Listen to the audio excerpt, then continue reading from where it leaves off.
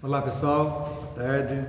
Boa tarde. Dando sequência ao nosso estudo do livro A Caminho da Luz, hoje vamos iniciar o capítulo 24, o Espiritismo e as Grandes Transições. Vamos ouvir agora juntos e também participar mentalmente com a prece que a nossa irmã Marina vai fazer, dando início aos nossos estudos de hoje. Senhor Jesus, irmão querido, o Senhor mesmo nos diz: eu sou o caminho, a verdade e a vida, e ninguém vai ao Pai se não for através de mim. Então, Senhor, mostra a todos nós o caminho que leva até vós. O Senhor nos proteja, nos fortaleça, e que possa iluminar as nossas inteligências para que possamos aprender cada vez mais as lições deixadas pelo Senhor. Peço também que o Senhor possa visitar os nossos lares, abraçar os nossos familiares que ficaram lá e que eles fiquem em paz, com muita luz. E peço também para as pessoas que deixaram os nomes nos cadernos, os encarnados, os desencarnados, e para todos que estão nos assistindo também, que o Senhor possa visitar os lares deles, purificar a água que eles vão beber.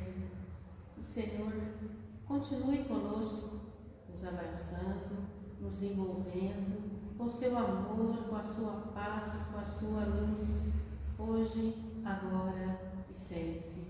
Que assim seja. Que assim seja. Então vamos na sequência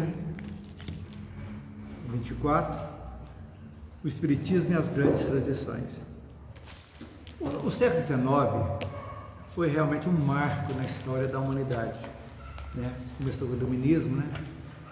Final do século XVIII, e preparando já para a Idade das Luzes, aquelas trevas da Idade Média, que nós já vimos aqui, e foram começando então as mudanças, as grandes conquistas da humanidade, em todos os campos. Foi geral, né? O renascimento religioso, tecnológico, e tudo começou a mudar. Então, esses fenômenos, né, abalaram, como dizia Emmanuel, os acontecimentos políticos, renovando as concepções sociais de todos os povos da raça branca. Quer dizer, está situado praticamente na Europa, é onde fomentava-se tudo no mundo, foi a Europa nessa época, né? Por quê? Porque a África ainda estava começando a colonização da África, já tinha os povos nativos, a Ásia também fechada, nós vimos aqui a civilização chinesa restrita. Então, aonde realmente fermentava tudo os acontecimentos que depois se irradiavam para todos os quadrantes, foi na Europa, né? E um desses grandes acontecimentos, né, foi a extinção do cativeiro. Quer dizer, aí nós falávamos há pouco das crianças que chegam com ideias novas, e realmente as ideias novas sempre houveram espíritos que chegaram, não em tantos em grande número, mas de acordo com a necessidade, que vieram exatamente para mudar a mentalidade, começar a mudança, que não é fácil. Uma coisa que é arraigada num costume arcaico de um povo é muito difícil de mudar. São tradições que passam de geração em geração. Então, o cativeiro era uma coisa natural para eles. Por quê? Nas guerras conquistava-se, os perdedores se tornavam cativos. Naturalmente, eram vendidos, né? Moeda de troca, e fazia tudo isso aí. Então, para tirar esse costume, realmente foi algo que, perante as leis divinas, é algo que não tem base você, um ser humano, usar um outro como escravo. Você tendo direito de vida e morte sobre alguém. E ali você matava, vendia, fazia o que quisesse, né? Então esse aí foi o século XIX, começou aí uma grande mudança nesse ponto, que foi a extinção do cativeiro. Seguindo, cumprindo as determinações do Divino Mestre, seus mensageiros do plano invisível laboram junto aos gabinetes administrativos de modo a facilitar a vitória da liberdade. Quer dizer, tudo isso aí, a gente pensa que as ideias nascem naturalmente. Não, somos influenciados, nós sabemos. Tanto para o bem como para o mal. Nós temos a capacidade de receber influência quando estamos libertos do corpo, quando nós estamos dormindo, nós saímos, recebemos conselhos, podemos dizer, determinações às vezes, para que a gente, quando voltássemos, um rumo para que aconteça. Às vezes é difícil, para mudar uma tradição, por exemplo, é muito difícil, mas devagarzinho as coisas vão acontecendo. Então, a espiritualidade não deixa, de hipótese alguma, de nos ajudar, a orientar. É isso que é importante. Então, tudo aquilo, os grandes pintores, por exemplo, onde vem a intuição? Lógico, a habilidade já vem de outras vidas, vem cada vez mais, mas as intuições daqueles quadros maravilhosos, as esculturas maravilhosas, tal, são coisas que guiam, como se fossem verdadeiros médiums, intuitivos, escultores, musicistas, tudo, compositor, tudo chega com essa influência, de acordo com o que a pessoa pensa. Tem um compositor famoso que era surdo e conseguia fazer Beethoven, né? Fazia sinfonias maravilhosas, né? E a nona sinfonia ele já estava completamente surdo. Olha que maravilha, então. E é linda. Mas aí ele era surdo no físico. Quando ele dormia, lá no mundo espiritual, está tudo normal. Então a limitação é física, como as pessoas deficientes físicas e mentais. A hora que dorme, o espírito não tem esse problema. É a aprovação ou expiação que traz aquilo, né? Então, as decisões do Congresso de Viena, reprovando o tráfico de homens livres, encontraram funda repercussão em todos os países. Tráfico de homens livres, isso é muito importante. Tráfico de homens livres. De homens livres. Então, em 1834, o parlamento inglês resolve abolir a escravidão em todas as colônias da Grã-Bretanha. Isso é muito importante. Olha para vocês, no Brasil só em 1888. Quanto tempo ainda precisou para, mesmo o imperador Dom Pedro II sendo a favor da abolição, fazendo tudo, mas a pressão era tanta que não teve condições. Ele não teve condições, a filha dele fez, e diz que foi a queda do império basicamente pelos grandes latifundiários que influenciaram tudo, e foi a queda de Dom Pedro, que foram 50 anos de paz, tranquilamente, no Brasil. E pela queda da escravidão, foi proclamada a República também. Em 1850, o Brasil já suprimiu o tráfico africano. Suprimiu, entre aspas, e era fazido como se faz contrabando hoje, do mesmo modo, né? O contrabando vinha não nos portos oficiais, mas como hoje tem o tráfico hoje nós temos, né? E a França também, em 1848, extinguiu totalmente. Em 1861, a Rússia, com Alexandre II também, declarava livre todos os camponeses que trabalhavam sob regime de escravidão. E de 1861 a 1865, uma guerra nefanda, que foi a Guerra da Secessão Americana, que tem por base também a escravidão, porque o sul dos Estados Unidos era escravocrata e o norte industrializado não. E o sul queria se separar, então, para manter a escravidão do mesmo modo. Tanto que os negros do sul sofreram até 1955, eles não podiam entrar no ônibus de branco. E quando entrava, tinha que ficar lá atrás, não podia sentar junto com o branco.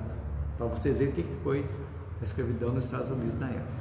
Então a Guerra Civil Americana foi também uma das grandes causas, foi a escravidão também. Gente, é humanamente difícil de acreditar um negócio desse, né? Interessante, você vê aqui, 1850, nessa época, fazendo um paralelo com Kardec, a cabeça de Kardec estava fervilhando, em 1850, que ele resolveu realmente procurar, frequentar, 1848. E o mundo fervilhando. O mundo fervilhando, virando. Imagina isso num sistema planetário, no mundo espiritual, isso fervilhando essa época. Fervilhando. Então, esse, como diz, fervilhamento sempre é salutar às vezes, está mexendo ali e as coisas boas vão... Muita coisa acontecendo ao mesmo tempo, né? Faz parte. Uma curiosidade, fala que o Brasil suprime o tráfico africano. Né? Aí você falou aqui que suprimiu, mas... Oficialmente, né? Acontecia... Tem uma curiosidade que a cidade de Porto de Galinhas, né? Lá em Porto de Galinhas, na Bahia, ela recebia, por isso que se deu esse nome à cidade, ela recebia navios que tinham fundo falso. Então, os escravos eles vinham numa posição que alguns morriam naquela situação. Então, eles vinham em fundo falso. E a parte de cima do navio, que era carga, ela vinha uma carga de galinha de Angola. Essas galinhas de Angola, lá na África chama capote, né? O nome dela é capote. Vinha de Angola para nós aqui. De Angola. Aí desembarcava lá em Porto de Galinhas, porque era o local mais distante das fiscalizações relativo à proibição dos escravos. Do tráfico de escravos. Só que eles vinham embaixo escondido. Alguém que era parte dos traficantes lá, o contratado, ele saía pelas ruas gritando lá, né? Tem galinha no porto, tem galinha no porto. Aí os compradores dos escravos já sabiam. Iam lá à noite, né?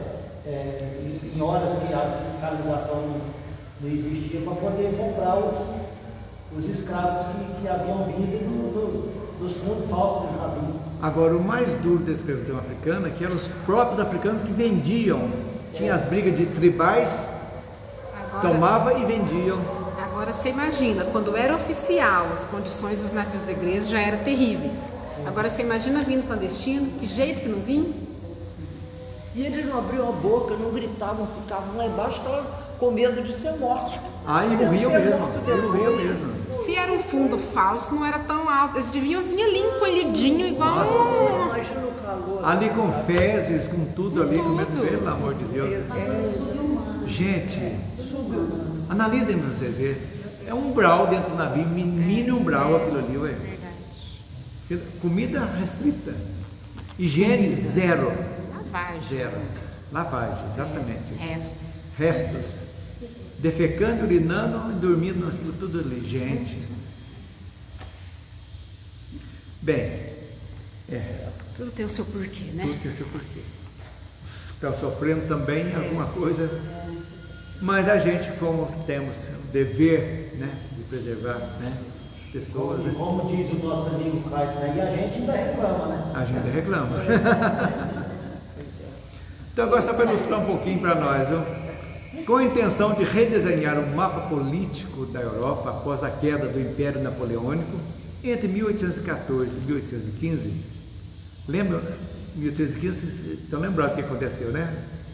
Dom João veio de lá e veio para o Brasil. Tudo tem uma razão de ser, como você disse há pouco, né? Talvez se não viesse, nós andaríamos como colônia há muito tempo ainda. Em 1822 a nossa independência. Então, se vocês viram em cima a respeito de Viena, né? Eles falam lá, como é que chama? Congresso de Viena, né? Então, nesse período, reúne-se em Viena os embaixadores das grandes potências europeias, todos. Foram estabelecidos termos de paz e indenizações a serem pagas pela França aos países vencedores. Foi a Prússia, a Alemanha que ganharam da França. Nós vimos aquela guerra semana passada, né? Duas batalhas. E entre outras determinações, como o princípio da livre navegação dos rios Reno e Meuse, medidas favoráveis para a melhoria das condições dos judeus, um regulamento sobre a prática diplomática entre os países e a condenação do tráfico de escravos, determinando a sua proibição ao norte da linha do Equador. Esta última determinação repercutiu em todos os países. Veja bem, começaram a se desenhar nesse congresso praticamente o que a ONU é hoje, né? Muitos anos na frente, que é a União para fazer o bem comum, né? Resolveram. A França teve que pagar, o Brasil tudo, e outras coisas começaram a ser já unindo os povos, ainda de uma forma bem rústica, podemos dizer, que não tinha uma coisa que obrigasse essa união, né? Mas já começaram então a fomentar isso aí, que é o objetivo da humanidade hoje. Quer dizer, a ONU hoje, que muitos pensam que estão vendo guerra aí, que a ONU não faz nada, está acontecendo nada, umas porcaria. Mas a função da ONU seria isso, a fomentar a paz e o progresso do mundo. Como todos os países sejam irmãos, uns ajudando os outros, esse é o básico dela. Mas ainda hoje temos países em guerra, países onde a fome e a miséria é uma realidade, quando o supérfluo dos países ricos é jogado no lixo, poderia mandar para lá, não mandam por coisas políticas.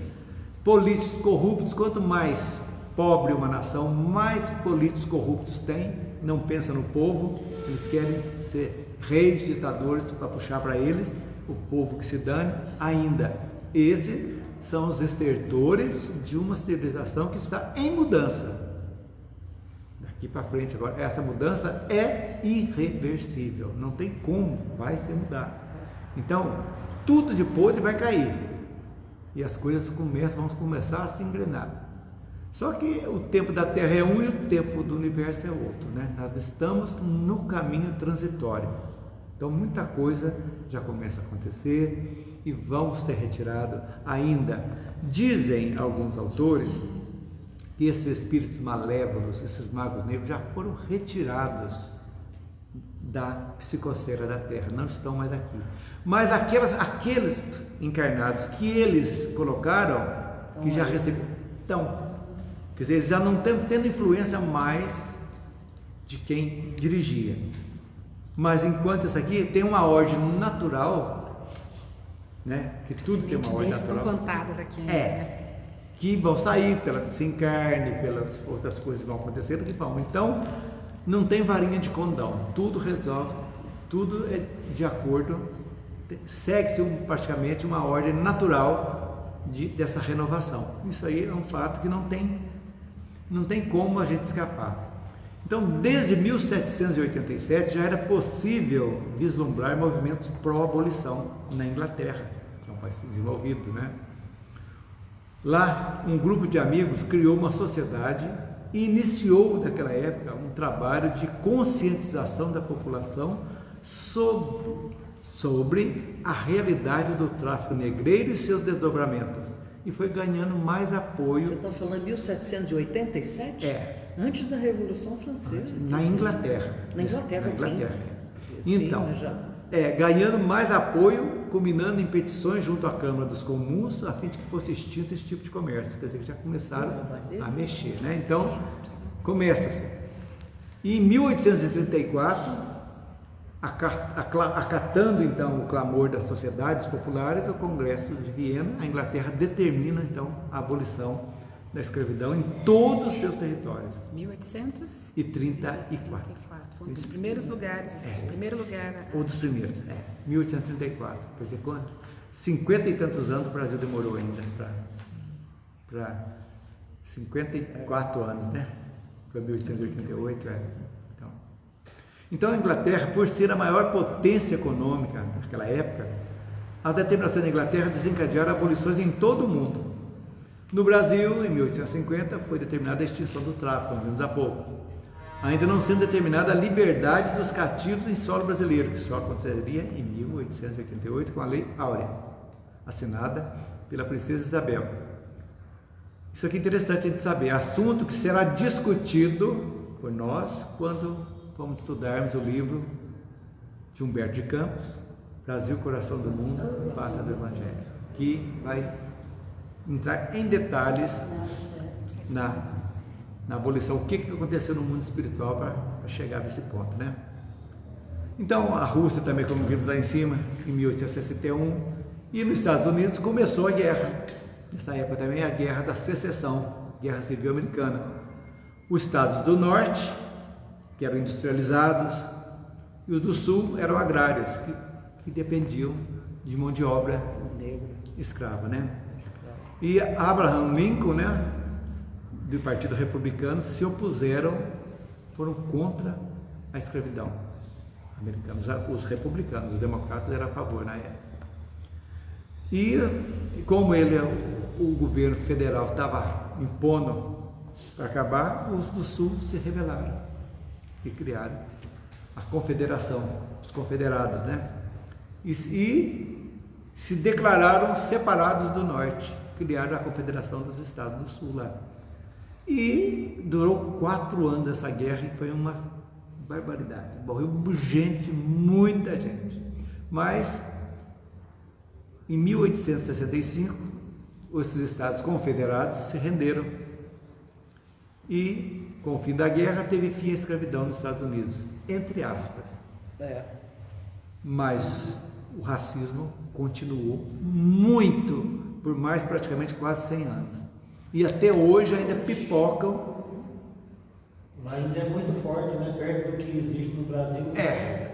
E pipocam muito, principalmente os estados do sul, Texas, Alabama, Carolina do Sul, Flórida, aquilo ali, essa parte ali, Louisiana, tudo ali era mais sagrado.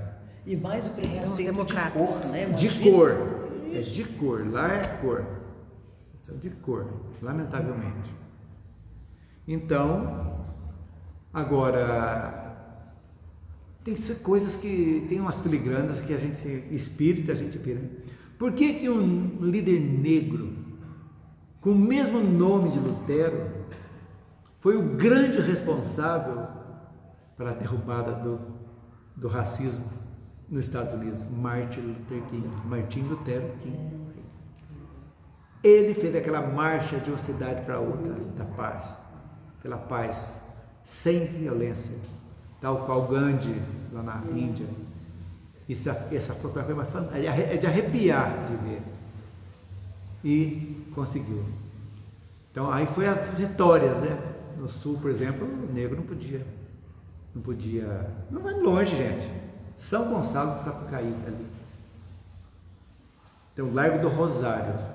Aí era a igreja dos pretos, que não podiam frequentar a igreja dos brancos. Porque ali em São Gonçalo, na época de campanha, ali na época da escravidão, a Bárbara Leodora morou em São Gonçalo do Sapucaí, na época da Confidência Mineira, tudo aquilo ali fomentava. Ouro Preto também. Estou falando que pertinho de nós. Então a igreja é a igreja dos pretos. Não, ali no Largo do Rosário, lá em São Gonçalo, que iam lá. Campanha Também. Campanha tem uma casa lá antiga que Não, porque Campanha. Onde dele se hospedava. Campanha foi a cidade que comandou o sul de Minas. Tudo era Campanha que era responsável por todo o sul de Minas. E não cresceu, né? Ficou pequenininha, continua até hoje. Cláudio, você comentou aí a respeito do nome, né? Martin Luther King. E ele era ligado à religião, né? Exatamente. Antes de ser um ativista, Sim, ele era pastor. E a coincidência do nome que você citou aí, não há coincidência. Então, como aquela coincidência que eu comentei na semana passada sobre o rapaz pianista que exatamente. O nome do outro. Que o pai dele conhecia o pianista falecido em 1957, né? E que deu o mesmo nome para o filho, que é reencarnação do pianista. Foi fantástico. Não é coincidência. Não é o maestro, né? Não é coincidência ele ter o mesmo nome.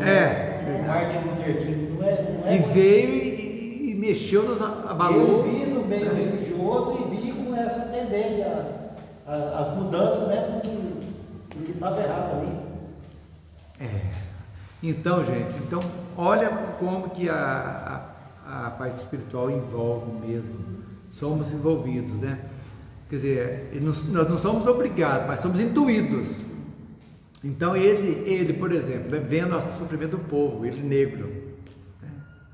Vendo o sofrimento do povo e pela paz, pela retórica, ele falava muito bem, ele tinha o dom da palavra, né? Tem o famoso discurso dele eu tenho um sonho, né? Quando já começa. Então é a coisa mais linda do mundo. Então tudo isso aí veio devagarzinho para exatamente a missão dos Estados Unidos. Mesmo essa missão guerreira dele teve um significado também. Tem o kármico e também um significado que precisava ter também alguma coisa para dar um norte para o mundo em termos de democracia, porque lá realmente é uma democracia. Então, as instituições são respeitadas, tem só 2 partidos políticos, tem alternância de poder tranquilamente, sem guerras e nada, é briga, vai ter retórica e vão. Então é um exemplo que teve, né? Agora, já fizeram a parte dela, vai chegar um ponto, terminou. A parte de xerife do mundo vai acabar. Não vai ter necessidade mais. Porque a gente vai ter outros objetivos do que armas, do que guerras. O objetivo vai ser outro totalmente diferente, que é realmente o progresso do nosso planeta. O tecnológico par com a moral, o progresso moral. Isso aí é um fato que eu talvez não veja, não consiga ver mais, mas os mais novos com certeza vão participar disso aí. Não tem como, né? Seguindo, aí também surge o socialismo, que Emmanuel fala para nós aqui, que é uma ideologia política, econômica e filosófica, né, que propõe a construção de uma sociedade mais justa e igualitária. Brilhante. No papel é brilhante. Tem uma encíclica do Leão XIII que praticamente resolve, se todo mundo seguisse aquilo ali, a filosofia na prática, resolveria todos os problemas do mundo. Foi fora de série. Um contexto que veio para realmente que todos seriam felizes. Todos tinham direito à felicidade, ao trabalho, e a ganhar bem, tudo no papel. Diga.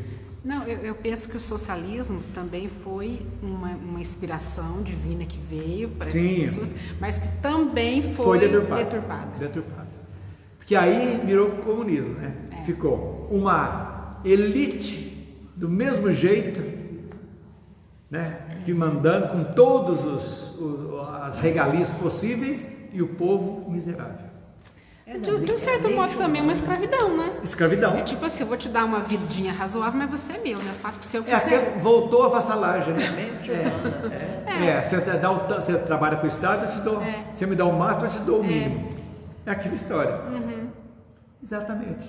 Mas o sentido filosófico, né, era que todos pudessem ter qualidade de vida boa. Esse é o sentido, né? Político, econômico e filosófico, né? Então, o Emmanuel traz para nós a respeito disso aí, contando essa história para a gente. Então, surgiu na passagem do século XVIII para o século XIX, durante o contexto da Revolução Industrial. Estou fazendo um resumão para a gente aqui. E podemos dizer que existem 2 tipos de socialismo, que Emmanuel fala aqui de Thomas More, tudo, mas a gente vai abrir um pouquinho. O socialismo utópico, que é exatamente aquilo bonito, né? Propõe a construção de uma sociedade mais igualitária, por meio de reformas e sem necessariamente acabar com o capitalismo, dando mais oportunidade a mais e mais pessoas. E o socialismo científico, que propõe uma nova sociedade por meio de uma derrubada do capitalismo por via revolucionária, por guerra. O socialismo seria a transição para o comunismo. Foi o que ocorreu. Ocorreu na China, que era um regime republicano, né? Chiang Kai-shek, que foi para aquela ilha, como é que chama a ilha da China, que Taipei lá, né?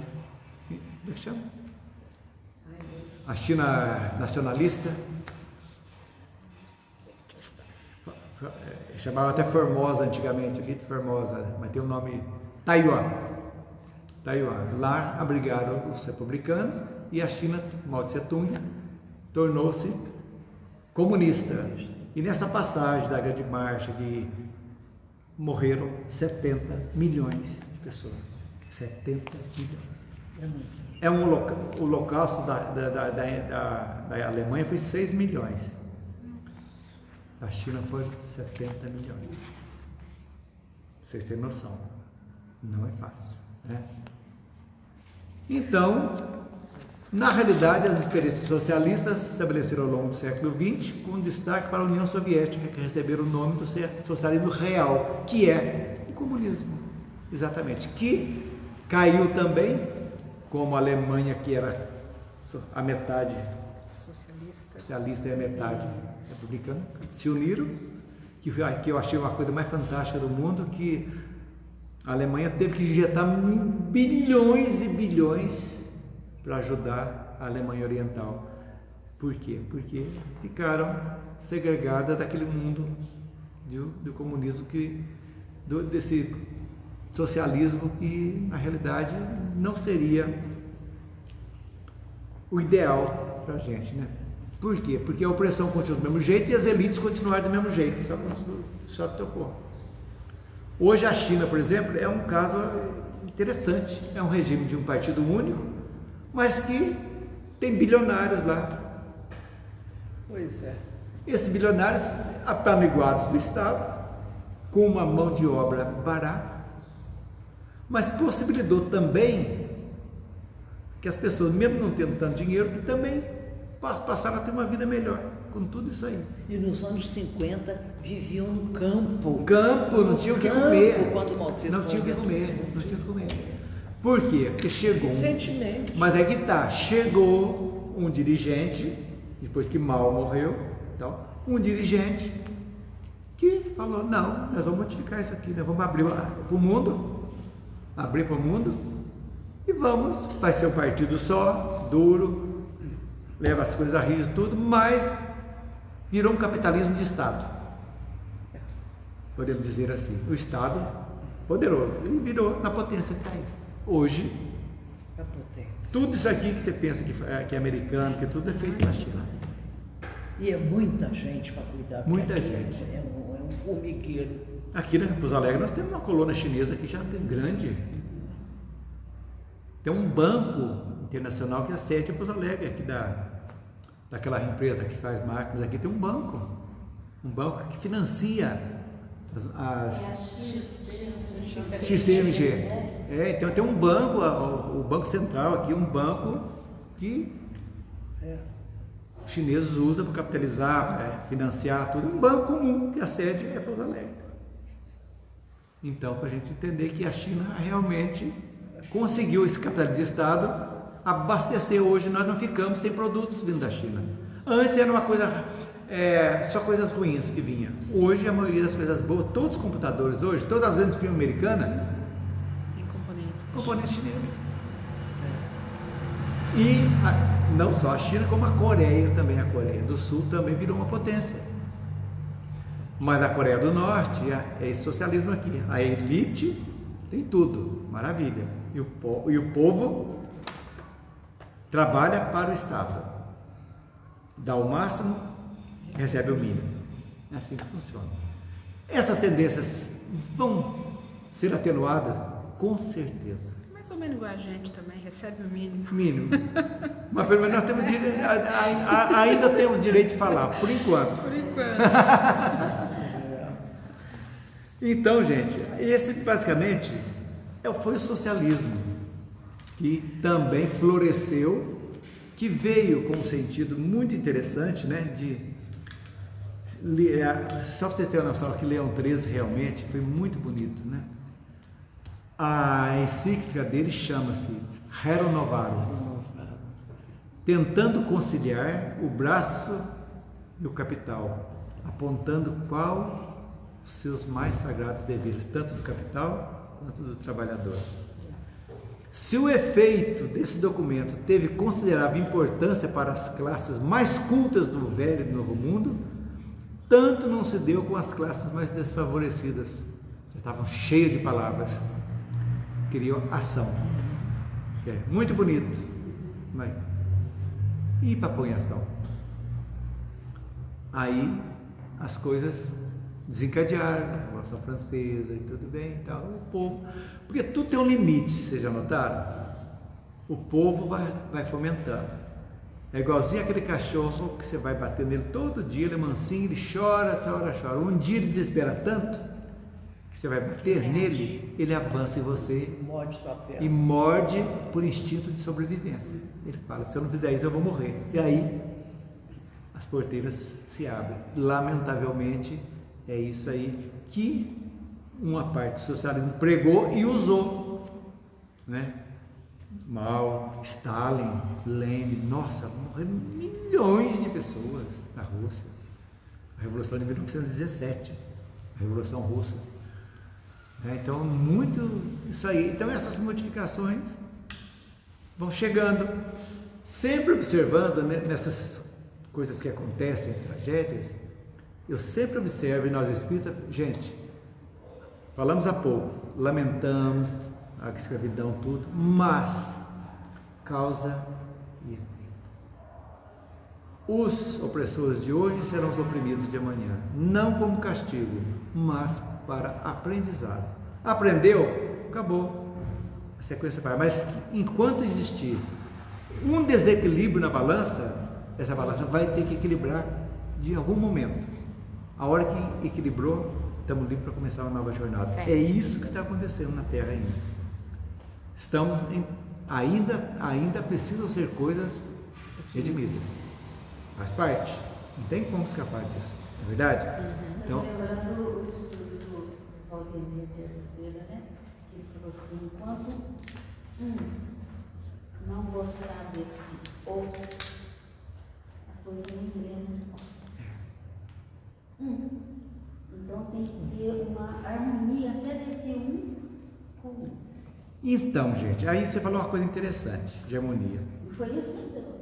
Foi, né? Coisa interessante para a gente pensar aqui. A gente fala muito agora em transição, bem lembrado disso aí. Separação do joio e do trigo. Que são os joios, tal qual o trigo, crescem juntos, só quando florescem essas espigas que vão saber qual que é, que não é. Aí eu lanço a pergunta para nós aqui e para quem está em casa. Hoje nós já eliminamos o joio de cada um de nós? Não. E aí? Se já tivéssemos eliminado, não estaria salvo. Então, mas aí que está o porém. Vamos continuar aqui com tanto joio dentro de nós ainda? Mesmo falando tudo aqui, mas lá dentro, egoísmo, orgulho, inveja, ciúme, com tudo de ruim que ainda não conseguimos e o tempo está correndo.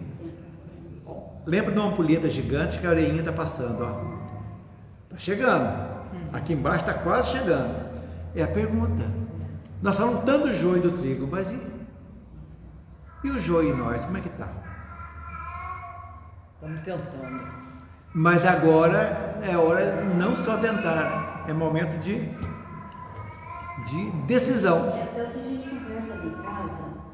Ainda bem que a gente tem com quem conversar em casa, né? A gente conversa e fala assim, a gente estuda tanto o espiritismo, porque a melhoria, a reforma íntima, o estudo, e fazer isso, fazer aquilo, mas quando você se defronta com alguma coisa... Pessoal, né? É esse o grande trabalho. Gente, é o grande trabalho nosso. Pois é. É individual, de cada um de nós. Que trabalho que dá esse trabalho? Não é fácil. E o tempo está correndo. E aí? E dois tempos. O tempo dos outros e o nosso tempo. Mas o nosso é mais importante agora, é o nosso. O nosso. Por quê? Porque a salvação é pessoal e intransferível. Quer dizer, é salvação entre aspas, é evolução, é pessoal, intransferível. Como é que faz? Porque é muito bonito a gente falar aqui. Está muito bonito aqui. O pai está falando, que beleza. O joio do trigo, tudo. Como é que será que ele está falando aqui? Será que é só isso aqui? E lá dentro? Mas agora eu vou defender a gente um pouquinho. Defenda, que eu estou precisando. Eu estou precisando de defesa. E a gente sabe também que a nossa transformação também não se dá de um dia para o outro. Estamos a caminho. A gente está tentando. Só da gente ter o conhecimento de saber que a gente precisa transformar, já é um degrauzinho que a gente bem subiu, lembrado. Né? Então a gente está tentando. De repente as nossas explosões já não é tão grande assim, é só uma explosão média. E já pode ser mais rápida também, né? Vai. Também. Já é um traje, a gente já não fica de mal com o marido mais uma semana inteira, a gente fica só umas horinhas. Já não é uma explosão grande, né? Sim, um traquinho, né? Porque é muito difícil mudar. Pequenas bombinhas. Bombinha. Bombinhas. Mas isso aí, pra gente não Esmorecer. Não. Achar que tá tudo vigiar bem, e orar que eu já fiz um sempre. tanto. E seguir. Se eu consigo melhorar, mas eu tenho que melhorar mais. Não podemos acomodar. Cada dia é um dia diferente. Cada dia. Se hoje eu cair, amanhã, daqui a pouco eu levanto e continuo e tento fazer melhor. Exatamente. É isso aí que é importante para a gente sempre ter em mente. Então, vamos cuidar do nosso joelho. De passinhos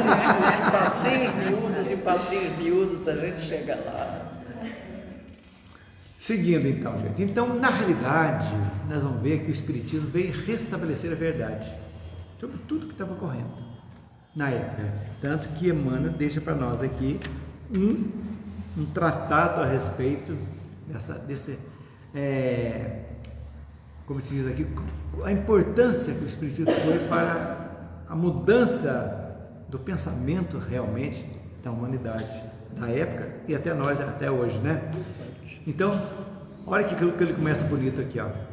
O Espiritismo vinha desse modo na hora psicológica das grandes transformações, alentando o espírito humano para que não perdesse o fruto sagrado de quantos trabalharam e sofreram no esforço penoso da civilização. Olham para trás. Eu quero que vocês também, um dia que puderem comprar um livro, eu já falei sempre aqui, Jornada dos Anjos. Esse livro eu já li 2 e vou ler a 3ª vez. Conta tudo isso aqui, as encarnações, as reencarnações, tudo. É muito importante. Sandra Carneiro, Espírito de Lúcio. É um livro que é um romanceado, mas altamente vale a pena ler, estudar até, entendeu? Ver certinho como é que funciona, como o Espiritismo foi importante. Isso que está falando aqui, você vai ver desde o início das civilizações, que ele fala aqui, o esforço penoso da civilização. Exatamente. Esse livro já vendeu mais de 100 mil exemplares. E é grosso. Quem que escreveu? Sandra Carneiro, né? Sandra Carneiro. Pelo Espírito de Lúcio. É muito bom. A minha amiga, a mãe do Felipe, ela leu esse livro, ela mudou completamente. Ela fala que é um espírito hoje. Olha que maravilha. Esse livro, né? Eu entendi, porque ela não entendia o problema dele. Ah, do menino que teve lá. Menino, né? Vai fazer 18 anos. Esse mês que vem, faz 8 anos que ele está doente, né? E virou praticamente paraplégico, né? O tetraplégico, né? Tetraplégico, né? Então, esse livro explica as reencarnações.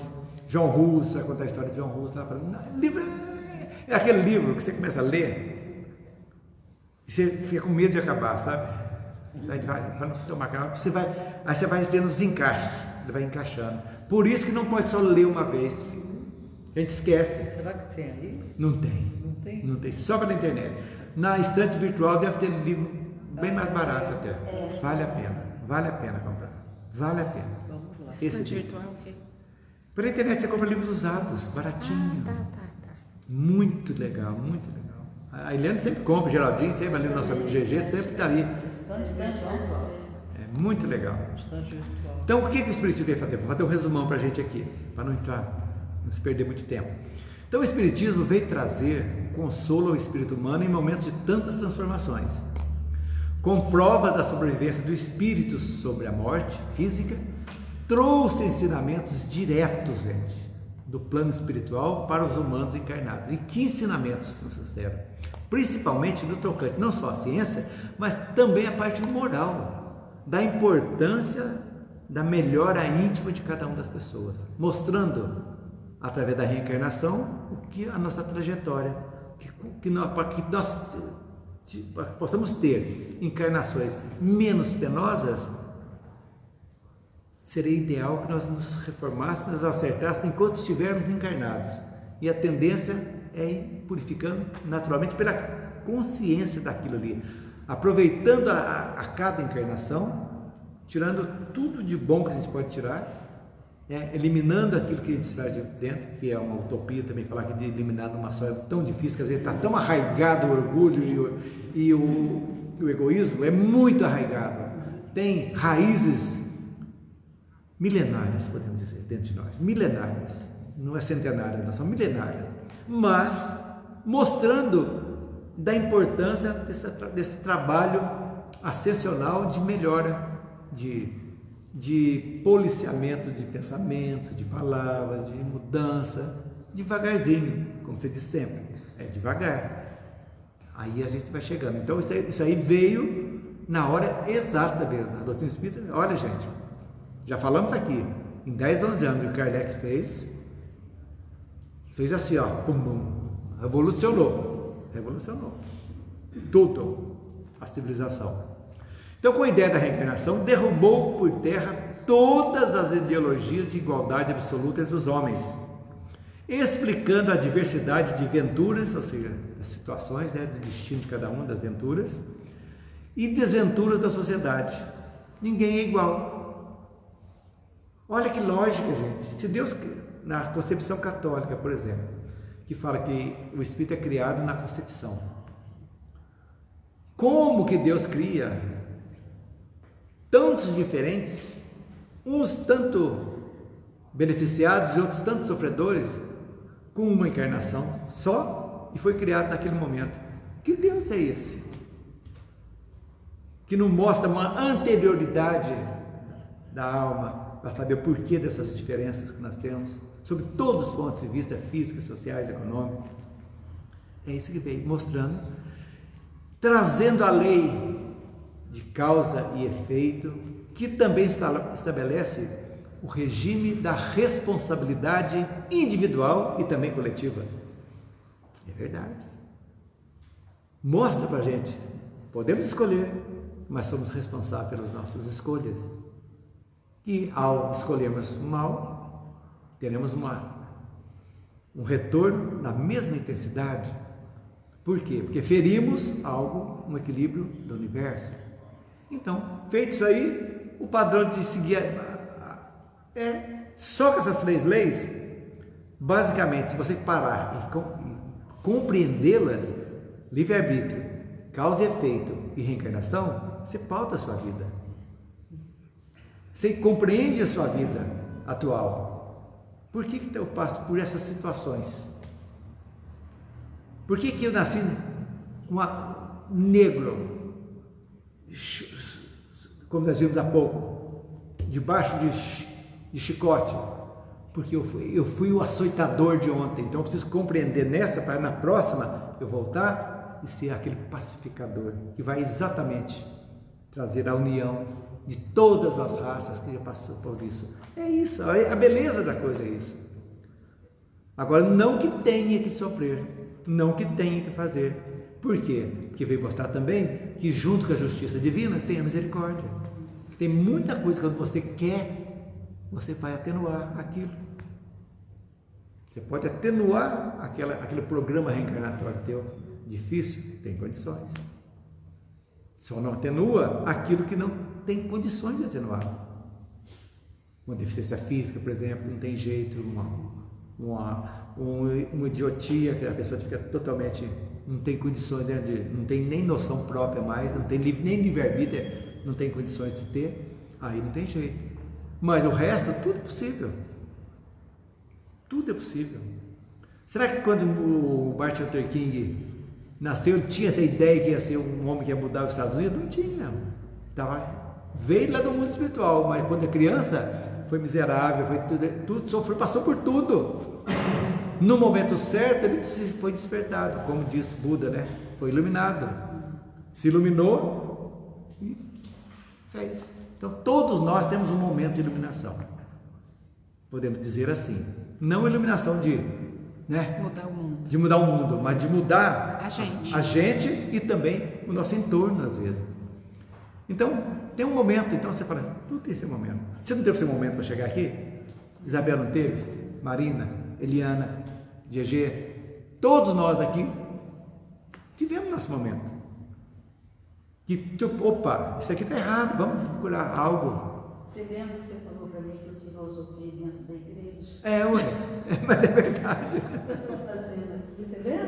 Lembro. O que eu estou fazendo aqui? Será que eu preciso de isso? Foi aí que eu falei, não é meu lugar mais. Você falou que eu filosofei dentro da igreja. Filosofia, mas a gente tem que ter. Então todos temos um momento, né? O que esse padre está falando, gente? Que baboseira, né? É verdade. Então, gente, o Espiritismo, então, nos ensina, né? Na palavra de Emmanuel, fraternidade legítima dos homens e das pátrias. Olha que importância. Das famílias e dos grupos, alargando as concepções da justiça econômica, corrigindo o espírito exaltado das ideologias extremistas.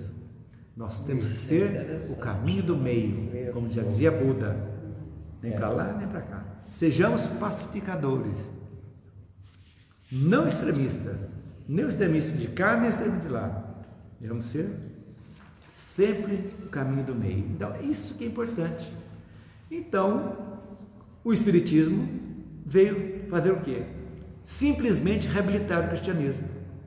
Concordam? Mostrando a pureza exatamente. Tudo que as parábolas que Jesus, depois do conhecimento espírita, nós entendemos naturalmente o sentido das palavras. Com a medida que medir, será medido. Causa e efeito. Quem não tem pecado, atira a primeira pedra. Opa, julgamento, está julgando. E tantas outras.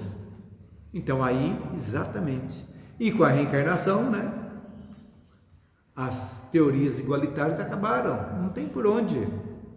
Então, aí que a gente pensa, entendeu? Tem um item aqui que eu vou ler aqui para vocês, que está no livro.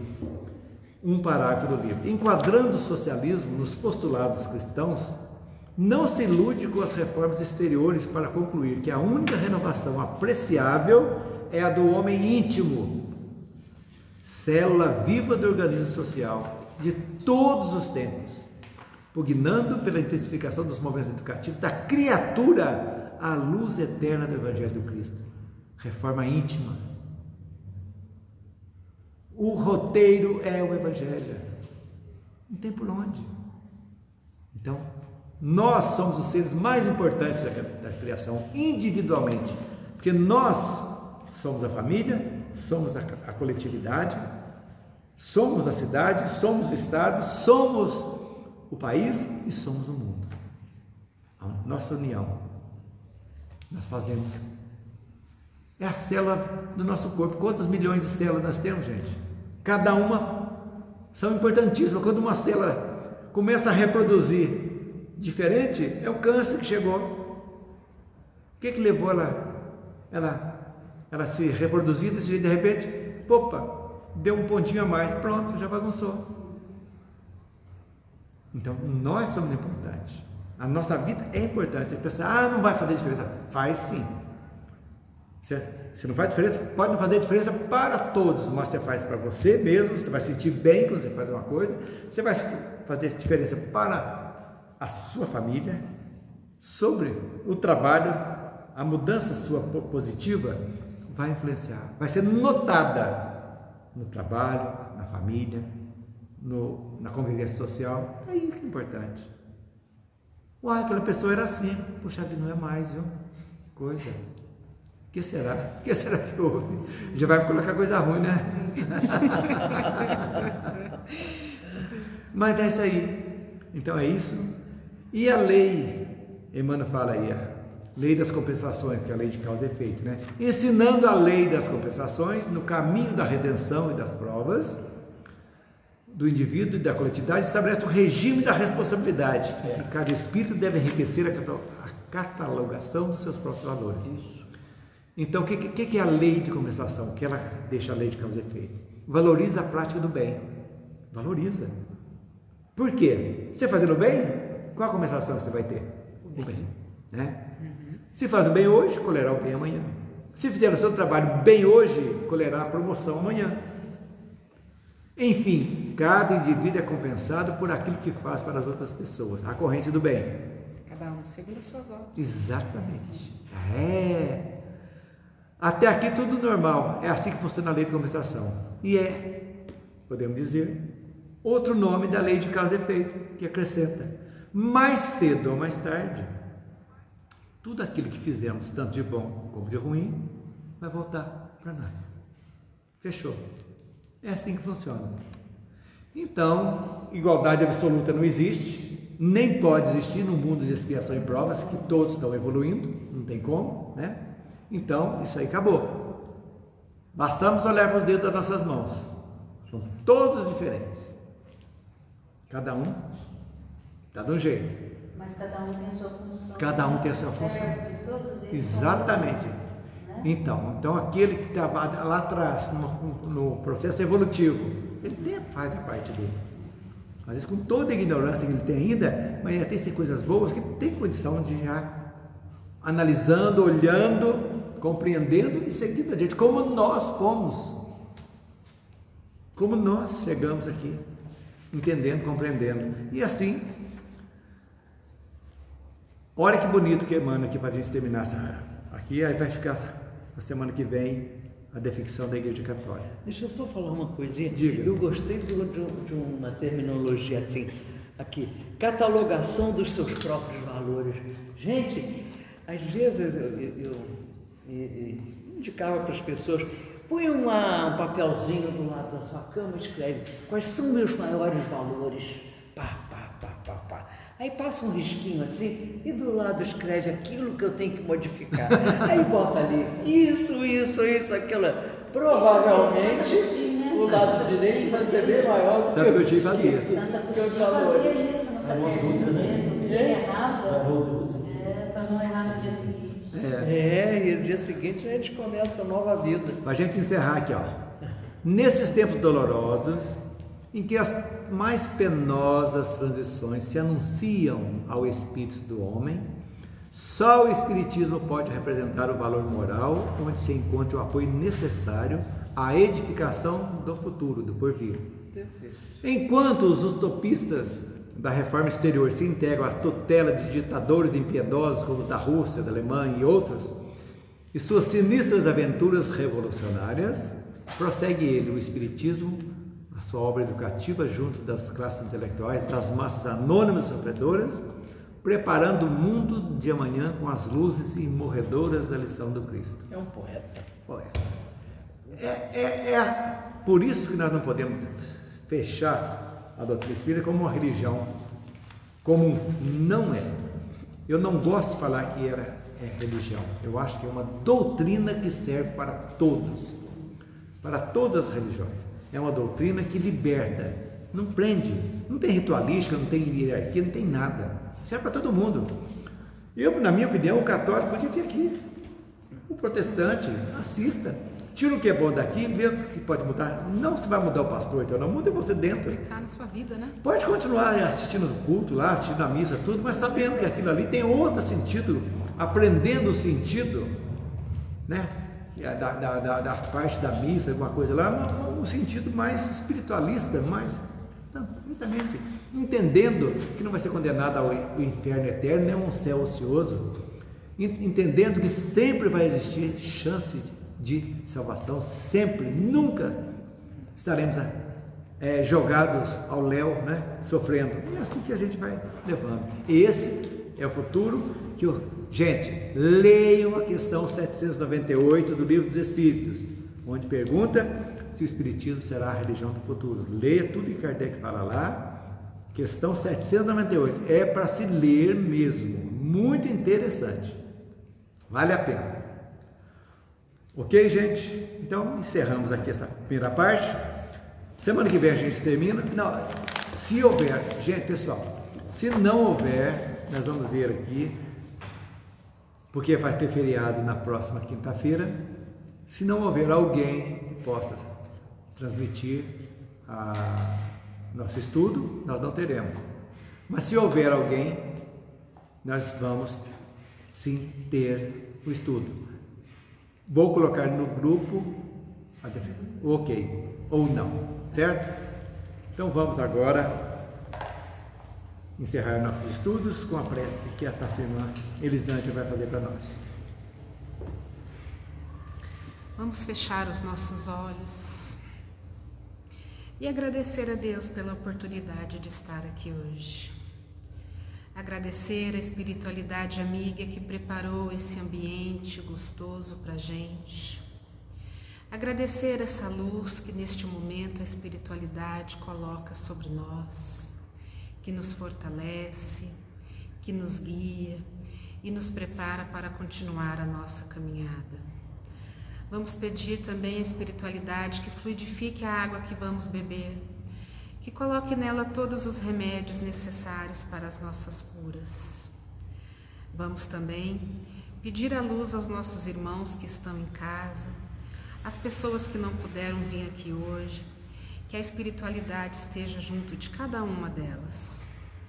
Deus, nosso Pai, que sois todo poder e bondade, dai força àquele que passa pela provação, dai luz àquele que procura a verdade. Ponde no coração do homem a compaixão e a caridade. Deus, dai ao viajor a estrela guia, ao aflito a consolação, ao doente o repouso. Pai, dai ao culpado o arrependimento, ao espírito a verdade, à criança o guia, ao órfão o Pai. Senhor, que vossa bondade se estenda sobre tudo o que criastes. Piedade, Senhor, para aqueles que não vos conhecem. Esperança para aqueles que sofrem.